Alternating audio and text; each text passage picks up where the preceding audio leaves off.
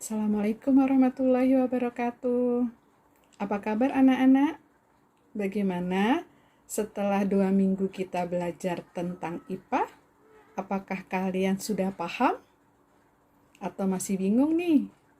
Oke, sebelum kita mulai belajar, kita berdoa dulu ya. Mudah-mudahan pelajaran ini bisa kalian pahami. Berdoa menurut kepercayaan masing-masing, dimulai.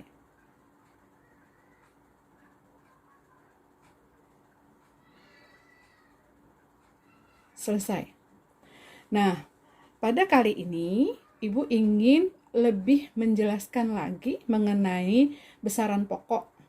Nah, di besaran pokok ini kan kalian sudah paham ada 7 besaran pokok. Nah, hanya saja di materi IPA yang biasanya susah dipahami pada metode pengukuran yaitu tentang pengukuran dengan menggunakan micrometer scrubs atau dengan jangka sorong. Jadi nanti silahkan kalian simak video yang Ibu akan tayang atau nanti kalian boleh baca lagi di buku paket kalian halaman 21 sampai halaman 24. Nah, pada video pembelajaran ini silahkan kalian simak, lalu mana materi yang belum kalian paham, kalian boleh catat, nanti kita bisa diskusikan di grup kelompok IPA kita masing-masing. Harapan Ibu, kalian akan lebih bisa memahami pelajaran IPA. Itu saja. Silahkan simak video berikut ini. Adik-adik, nah pada kali ini kita akan melanjutkan pelajaran kita tentang besaran dan satuan. Lebih detail lagi kita akan belajar tentang pengukuran kali ini ya. Jadi kita akan belajar tentang apa itu satuan yang baik. Nah, kemudian kita akan belajar tentang alat-alat ukur. Kemudian kita akan belajar bagaimana menggunakan jangka sorong dan micrometer scrub. Oke, langsung aja ya. Nah, jadi satuan itu adalah pembanding dalam suatu pengukuran nih. Tentunya ada kriteria sehingga satuan dianggap baik.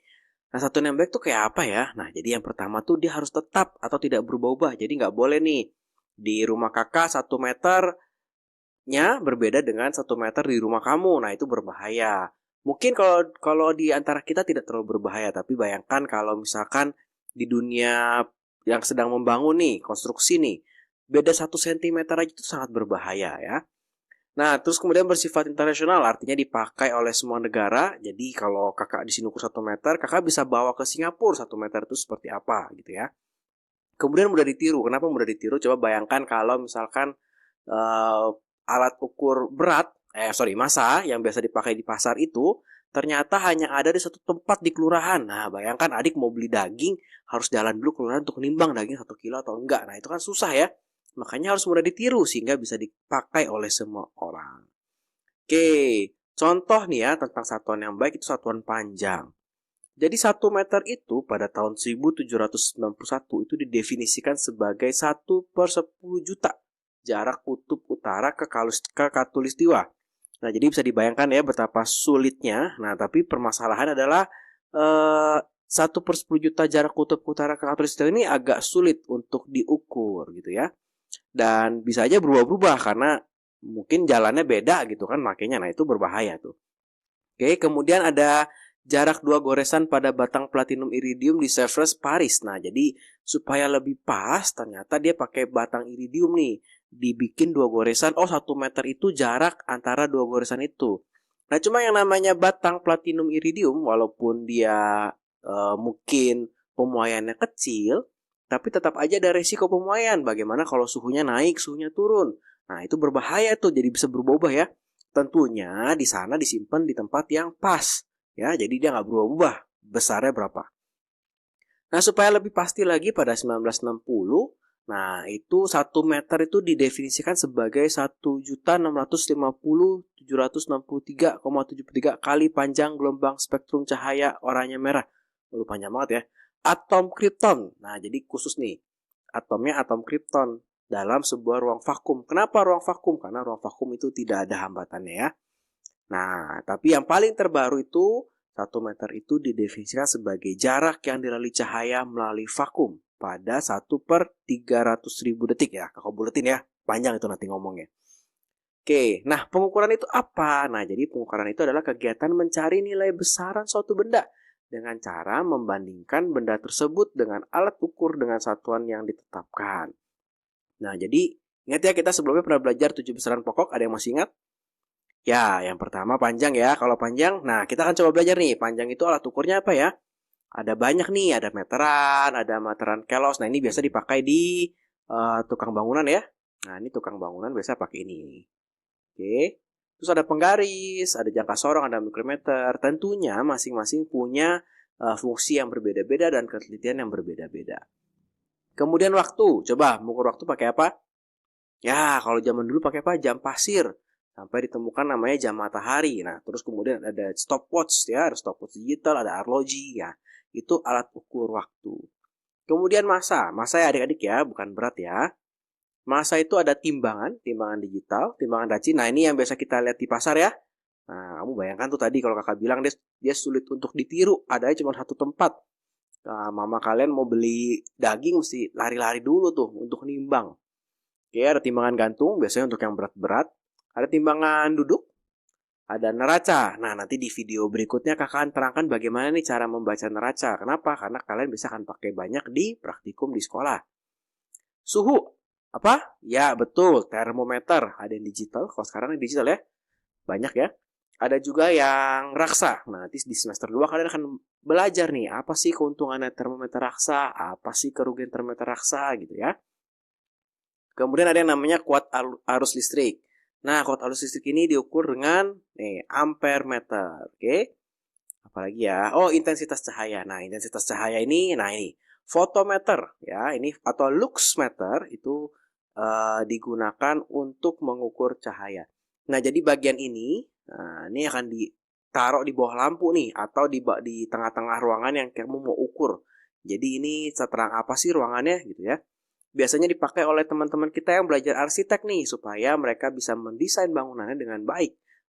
Bisa mengatur nih cahayanya yang bagus seperti apa nih gitu ya. Nah, kemudian jumlah zat. Nah, kalau jumlah zat ini tidak ada alat ukurnya ya karena dia diukur melalui perhitungan. Jadi diukur besaran yang lainnya, nanti melalui perhitungan kita bisa dapat jumlah zatnya itu berapa banyak. Oke, sekarang kita masuk ke materi yang lebih praktikal yang akan adik-adik hadapi di sekolah ataupun di ujian.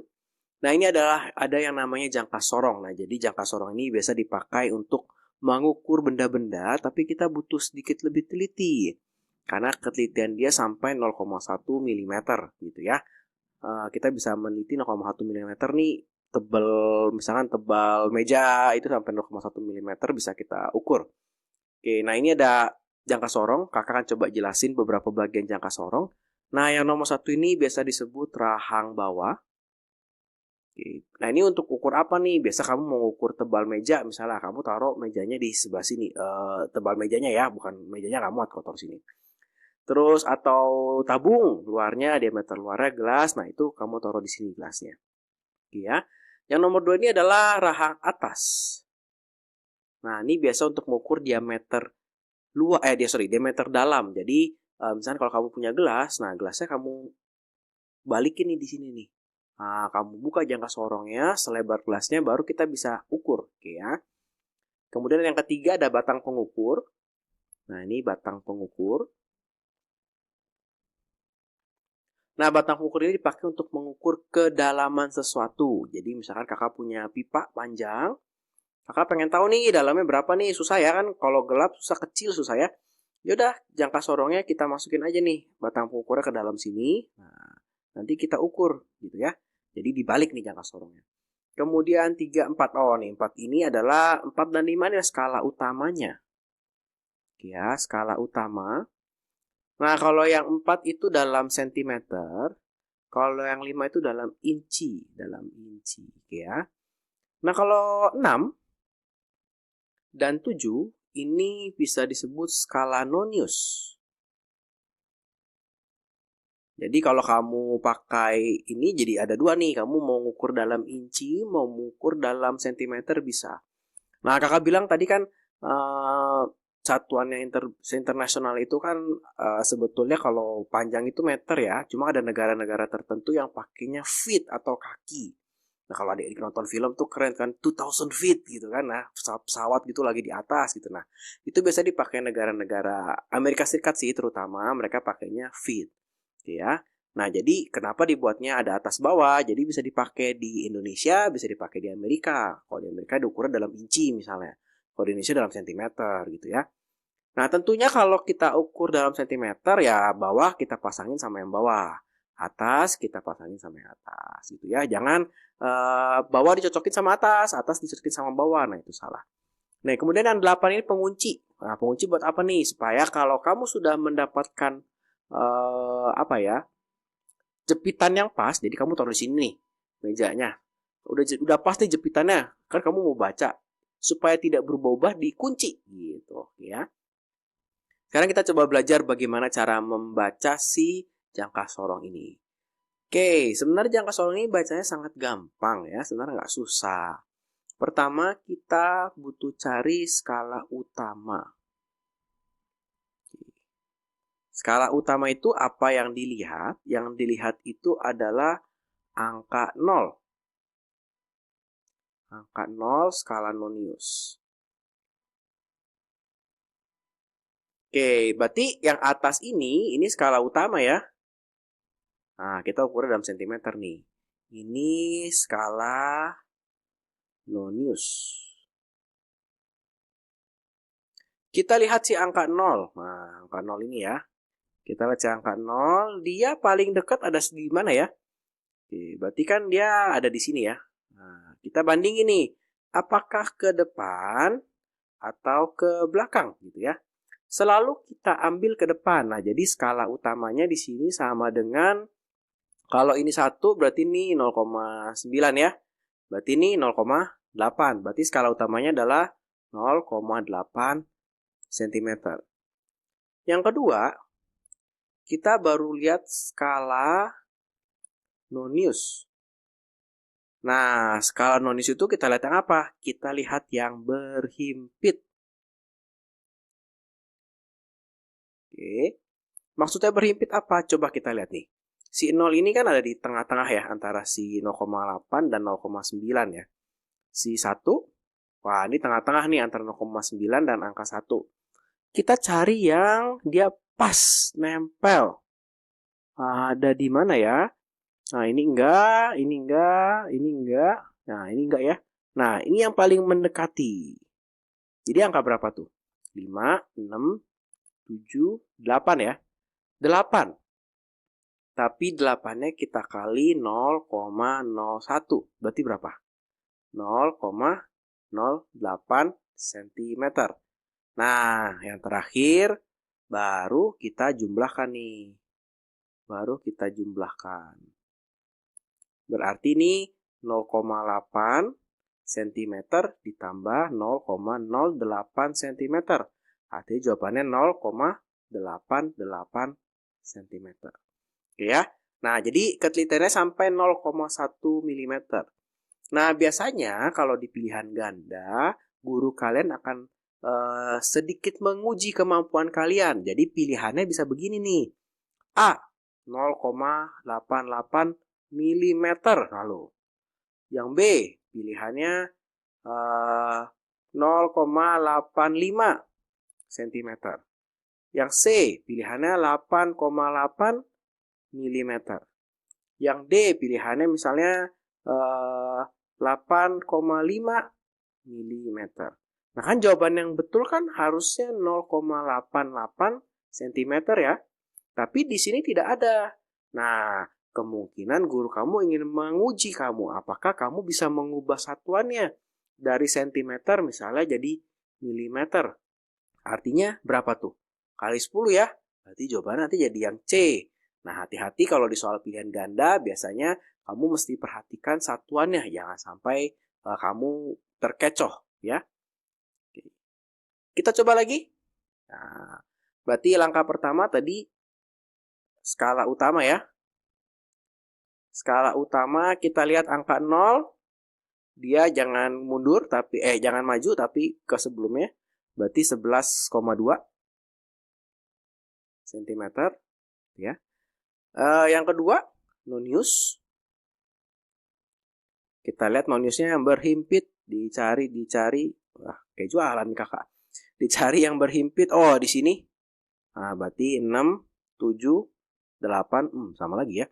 8 dikali 0,01 ya. Berarti berapa? 0,08. Baru dijumlahin. Artinya berapa jawabannya? 11,28 cm. Oke ya, gampang ya. Coba lagi satu. Langkah pertama, lihat skala utama. Nah, ini soalnya agak tricky nih. Skala utama yang kita lihat apa? Angka berapa tadi kakak bilang? Angka 0 ya. Angka 0. Nih, angka 0 yang dilihat. Jangan lihat ini. Di soal ini pas sama. Coba kalau tiba-tiba di sini. Nah, bisa bikin beda tuh jawabannya tuh ya. Jadi yang kita lihat angka 0-nya. Oke, si 0 ini nunjuknya kemana? Dia dekat dengan si sini. 15 berarti ini 14,9, 14,8, ini 14,7 ya. Berarti skala utamanya 14,7. Kita lihat skala noniusnya. Nonius. Kita cari yang berhimpit. Ini enggak, tidak. Oh, di sini berarti berapa nih? Berapa ya? 6, 7. Nah, 7 ya. 7 dikali 0,01. Berapa? 0,07. Tinggal dijumlahin. Berarti berapa? 14,77 cm. Gampang ya? Jadi menghitung jangka sorong membaca itu yang pertama kita baca skala utama. Skala utama dibaca apa? Lihat nonius itu angka 0-nya paling dekat kemana? Ya, selalu ke angka sebelumnya, jangan maju ke depan gitu ya. Kemudian baru kita lihat noniusnya. Lihat nonius gimana? Kita lihat yang berhimpit. Nah, kita lihat yang berhimpit. Yang berhimpit berapa? Kita kali 0,01. Selalu ya, selalu dikali 0,01. Nah, tinggal dijumlahin nanti angkanya. Oke, itu jangka sorong. Gampang ya? Nah, berikutnya kita akan belajar tentang micrometer screw. Oke. Nah, ini micrometer screw. Nah, kalau micrometer screw ini ketelitiannya lebih hebat lagi. Ketelitiannya adalah 0,001. Sorry, 0,01 mm ya. Jadi lebih teliti lagi. Biasa buat mengukur apa? Buat mengukur tebal kertas. Nah, coba siapa yang pernah mengukur tebal kertas? Bisa nggak pakai penggaris? Nggak bisa, karena terlalu tipis. Makanya dibutuhkan alat yang lebih spesifik. Nah, adalah micrometer screw ini. Oke, kita coba lihat ya, apa aja sih yang bagian-bagiannya. Nah, ini cuma rangkanya doang, nomor 1. Ini bagian rangkanya. Nomor 2 ini bagian tetapnya. Bagian tetap. Jadi dia nggak akan berubah-ubah. Nomor 3 ini bagian yang bergerak. Nah, jadi bendanya tuh kita taruh di sini nih. Bendanya kita taruh sini. Nah, nanti ini diputar. Ini nomor 7 ini kita putar pemutarnya. Sampai si 3-nya ini pas nyampe di sini. Tep. Nah, nanti kalau kadang-kadang kan kalau nyampe bendanya masih geser-geser gitu ya. Kalau pakai 7 terus takutnya nanti malah rusak. Kita pakai bagian belakangnya lagi. Ini lebih halus putarannya. Jadi semakin lama semakin pelan. Sehingga bendanya benar-benar firm, benar-benar pas, dan tidak bergeser gitu. Baru kita bisa ukur, bisa baca. Sama, ada 2 skala. Ada skala utamanya. Nah, ini kita sebut skala noniusnya. Ya. Nah, yang ini adalah pengunci. Tujuannya sama. Kalau sudah bendanya pas, sudah mau kita ukur, sudah mau kita baca, jangan lupa dikunci micrometer screw-nya. Kalau enggak nanti berubah lagi, bahaya tuh. Nanti jadi salah pengukuran kita. Ya, sekarang kita belajar cara membaca mikrometernya. Nah, biasanya soal-soal kamu akan seperti ini. Nah, kakak mengambil gambar ini dari www.stafanelli.eng.br. Nah, jadi kalau teman-teman kalau mau belajar, nanti kakak akan kasih linknya di bawah. Dia ada simulasinya. Nah, jadi terima kasih ya buat Profesor Eduardo yang sudah memperbolehkan kakak nih menggunakan gambar ini. Oke. Jadi ada skala utama. Ada skala utama. Ada skala nonius. Langkahnya masih sama. Langkah pertama itu baca skala utama. Nah, skala utama kita baca apa? Kita lihat garis ini nih. Nah, kita lihat garis ini. Kita lihat dekat di mana. Nah, biasanya kalau di mikrometer, nah ini 0, ini 1, ini 1,5 nih. Ini setengah nih, ini setengah. ini 1,5, ini 2, ini 2,5, 3, 3,5, 4, 4,5, 5. Jadi yang bawah tuh setengah. Yang atas tuh angka biasa. Nah, kita lihat nih si 10, 10,5, 11 ya. Berarti skala utamanya ini 11 mm ya. Kemudian kita lihat skala nonius.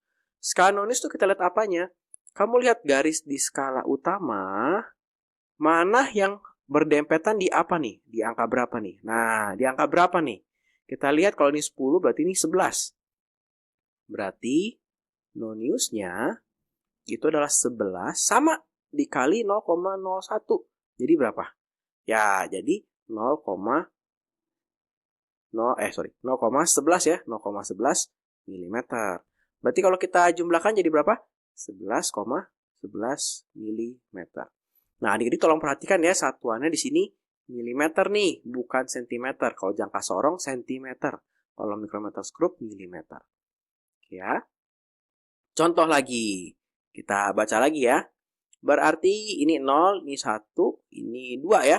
Nah, berarti skala utamanya ya, skala utamanya 2 gitu.